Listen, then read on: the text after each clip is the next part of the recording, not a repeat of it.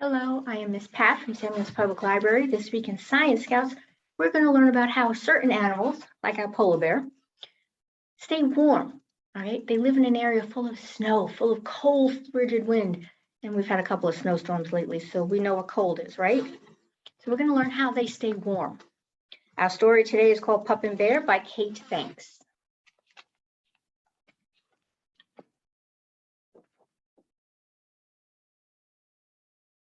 Whoosh! When the great gray owl swooped down, screeching, "Hoo, hoo," the Arctic wolves knew that the big freeze was on its way. They took shelter in the snowdrift, and they listened to the fierce wind holler and roar. They watched the snow blow in spirals, wrapping the world in a fluffy white coat.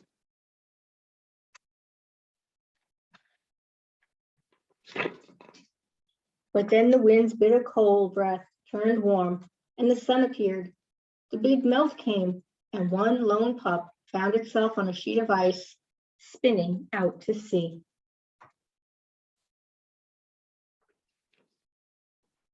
The pup slid into the water. He swam and he swam. When he reached land, he burrowed into a snowbank. He was tired, and he wanted his mother. The pup closed his eyes and fell asleep, listening to the throb of silence across the still landscape. He woke to the feel of a cold nose against his fur. The smell was familiar. It was a polar bear. "You are not my mother," said the pup, flattening his ears against his head. "I am not your mother," said the polar bear, "but I can cuddle you and keep you safe." The pup was shy and frightened. "Aren't you going to eat me?" he asked. "Polar bears eat wolves." "Not this one," said the polar bear, shaking her head. "Climb on my back, and I will take you to my den." The pup stretched a paw forward cautiously, and then he climbed onto the polar bear's back, and they crossed the tundra under the watchful eyes of a trio of baby puffins learning to fly.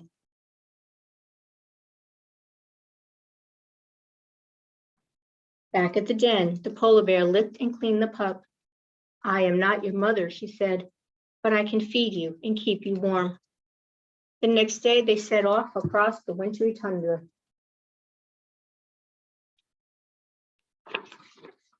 When they spotted a walrus with long, sharp tusks, the polar bear bellowed and chuffed. So there's another type of animal, right? "Where are we going?" asked the pup as they neared the water. "I am not your mother," said the polar bear, "but I can show you where to catch a fish." They passed a snow goose perched on her nest of eggs. They sniffed the trail of a seal as he tried to outsmart them. And they stopped at the water's edge, where the fish and the lemons came and went in the wondrous wheel of life.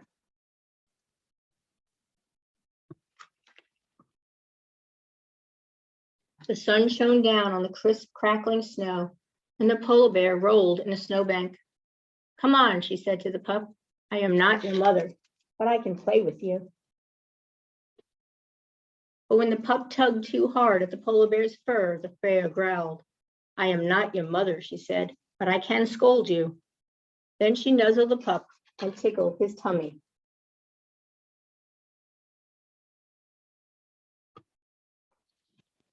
Tired at last, the pup curled up against the bear, and they napped, listening to the wind whimper and sigh.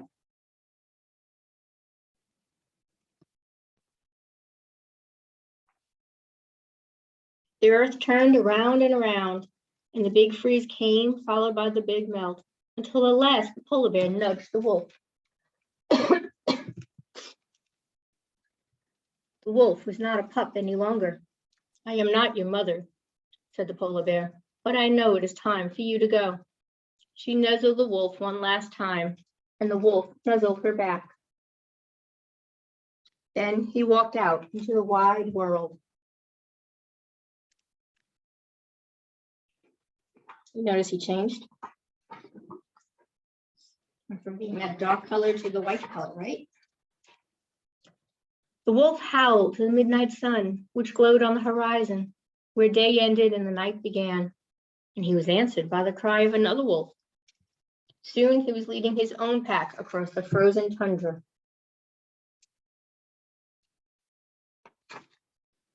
Then one day the wolf came upon a polar bear cub huddled in a snowdrift. "Where is your mother?" asked the wolf, but the cub didn't know. The wolf sniffed the cub and rubbed in its fur with a wet nose. "You are not my mother," said the cub, cowering. "I am not your mother," said the wolf, "but I can cuddle you and keep you warm."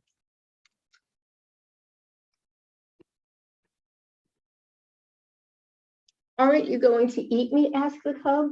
"Wolves eat polar bears." "Not this one," said the wolf, shaking its head. "Climb on my back, and I will take you to my den." The polar bear clambered onto the wolf's back. "I am not your mother," said the wolf, "but you can stay with me until you are big enough to be on your own."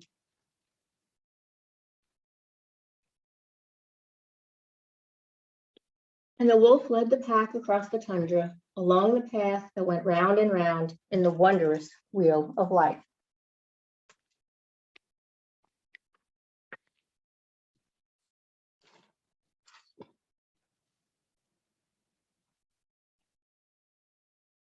So there are a lot of different animals that live in the cold. We have polar bears, we have the Arctic wolf, there's the Arctic rabbit, the Arctic fox. There are different types of penguins, different types, remember. Puffins. Puffins are not penguins because they fly, and penguins don't fly. Penguins swim. Seals, walruses. There's a whole bunch of different types of animals. How do they stay warm? Right? We've had a couple of snowstorms. We know it gets cold outside. Right? So how do they stay warm?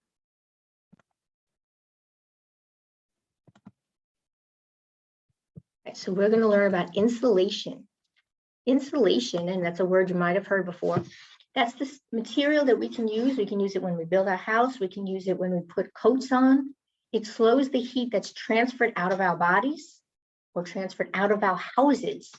Right? It could be lost out into the cold because heat likes to move from where it's really, really hot to where it's really, really cold. So it's nice and warm inside of us. If we go outside in t-shirts and shorts, we're going to freeze real fast because our heat's going to leave our body and go out into the cold air. So insulation is what we use to slow that down. Humans use clothes, animals use fur, feathers. Believe it or not, feathers keep you warm. Wool and blubber. We're going to learn about blubber. Right, so sheep are going to grow thick wool to keep warm. Right, the wool is going to trap the pockets of air. And those pockets of air is what keeps it warm. Okay, because it keeps that pocket of air and the wool will keep the cold on one side and the warm on the other side. And those pockets of air and wool in the middle is what we use actually to make warm winter clothes for ourselves when we use wool, sheep's wool. So the emperor penguin, this is the emperor penguin. That's a daddy one or a mommy one and a little one. Okay, the penguins have dense, oily feathers and they have a thick layer of fat beneath their skin. This acts like insulation, keeping the natural body heat in. So the oily feathers keeps the water, cold water out because they swim. Remember I said they don't fly, they swim. Oil keeps the water out. And it's really dense, meaning it's really, really thick. Okay, so the water can't really get in underneath those feathers to their skin, especially with the oil covering it. Okay, and then there's a layer of thick fat underneath it. Now you might look at this baby one and say, well, he doesn't have thick ones. He doesn't swim a whole lot either right now.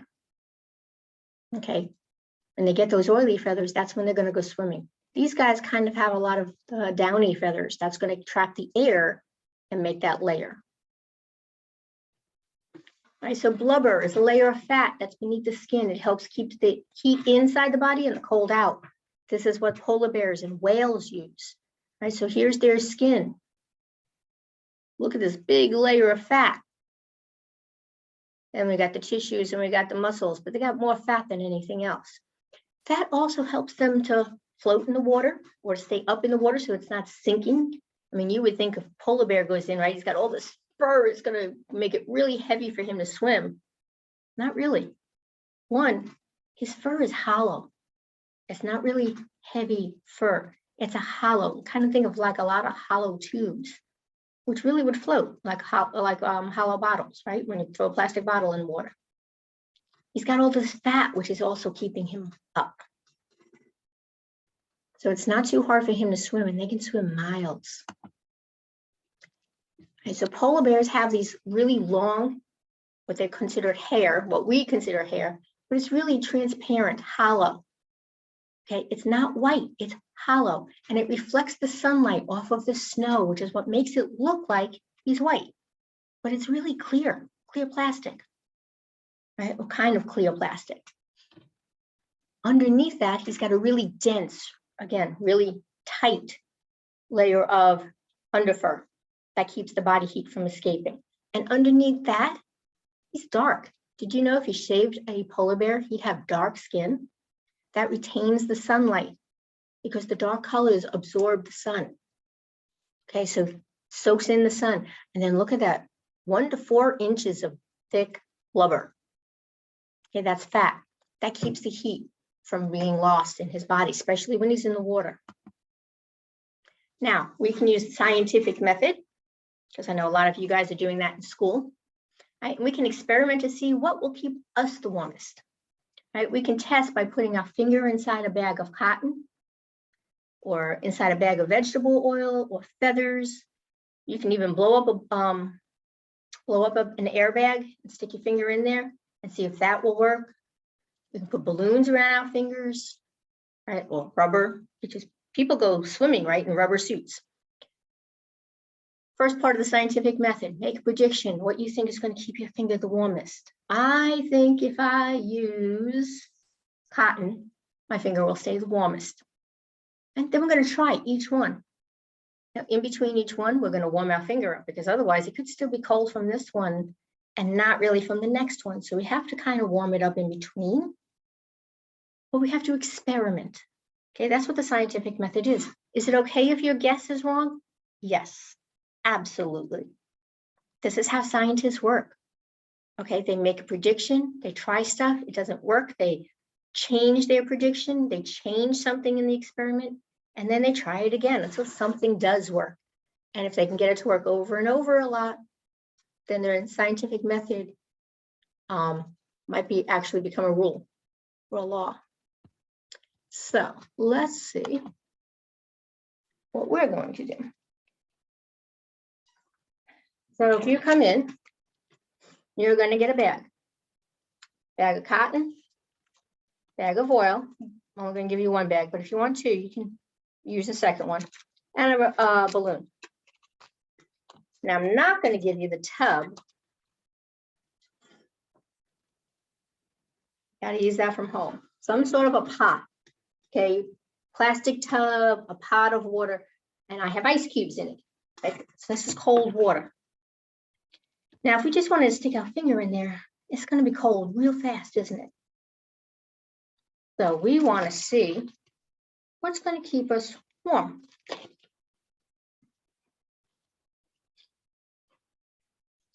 And you're going to have a couple of different bags inside a bigger bag. Right, and you can use this. And the directions this comes with tells you to use 2 bags of oil. So you can use the second bag if you want. And it tells you to put in 2 bags and put your hand in between. Right, so you would have 2 bags of oil. And you would put your hand in between the 2 bags and then stick it into the water and see, does the oil keep you from, now what I'm going to do, and you have to do this carefully, it's a little different.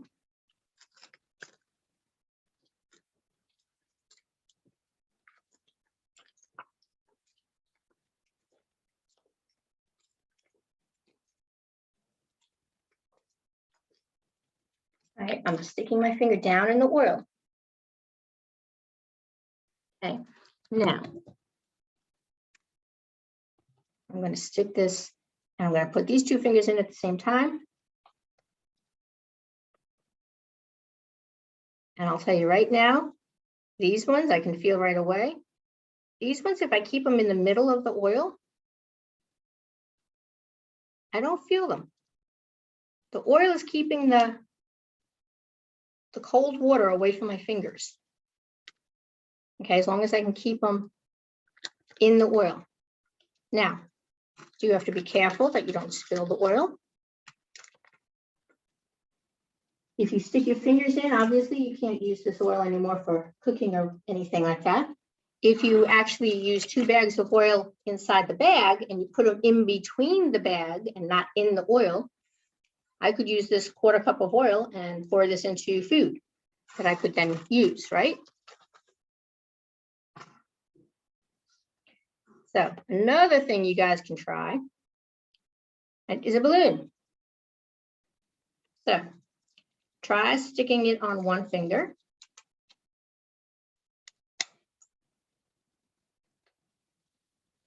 All right, I got it on one finger. I'm going to put it in. And let's see. Now I can feel the cold, but I don't feel it as bad as I do on this one. All right, and you can time to see how long it really bothers you. I can tell right now this one is really cold. This one is, it's cold, but it's not as cold. Now maybe if I kept this a little bit more so that I had air pockets around it and it doesn't get up against my finger as much, right? So there are a lot of things you can do with this.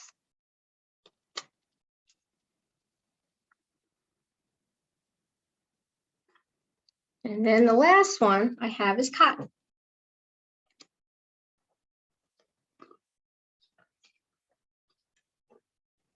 Now, again, I'm going to try and keep my finger in. I'm only going to put one finger in. All right, and I'm going to move the cotton balls around my finger. Okay, so it's all around my finger. I'm going to try and make sure that I don't get it wet. And I'm going to put them inside, okay? And I'm pushing it all the way down to the bottom, but I don't want the cotton to get wet, so I'm not going to push down much further. I'll tell you right now, the finger with the cotton doesn't feel the cold at all. Okay, this didn't get wet. This didn't feel cold. This would be great. If I went outside in my shorts right now, I'd be freezing. If I went out like this, I don't feel it. So honestly, in my opinion, this one was the best. I know the oil didn't even let me, but it wasn't slimy, it wasn't oily. Okay, so try different things. You guys could take a rag at home and wrap it around your finger. Put it inside a plastic bag so that because we don't want the cloth to get wet. Put it inside the plastic bag and then stick it in. And does that cloth keep you warm? Maybe different types of cloth. Flannel, silk, cotton, right? Try different kinds. If you got a bag of feathers, stick a bunch of feathers in here and put your finger in there and see if that'll work. Okay. So this is kind of a combination of the plastic. Is that going to be like the oily skin from the penguins or the hollow fur that polar bears have and that the Arctic wolves have? Okay, and the blubber could be the cotton balls, layers and layers of cotton, or it could be the oil. Now, parents probably don't want you trying this, but you could even try putting butter around your finger, right? Have mom put some butter on your finger and stick your finger in. And that finger with the butter is going to stay warmer than the finger without the butter, because that's oil. That's the grease. That's the blubber. Okay, that's the fat that's going to keep your finger warm, because there's not a lot of fat on your fingers. Okay, so this is how the Arctic animals actually stay warm. Even the whales in the water, they have a lot of blubber. They got a lot more than 4 inches. Okay, so hope you guys enjoyed this. And I look forward to seeing you guys next week. We're going to lift some ice cubes. All right, so take care.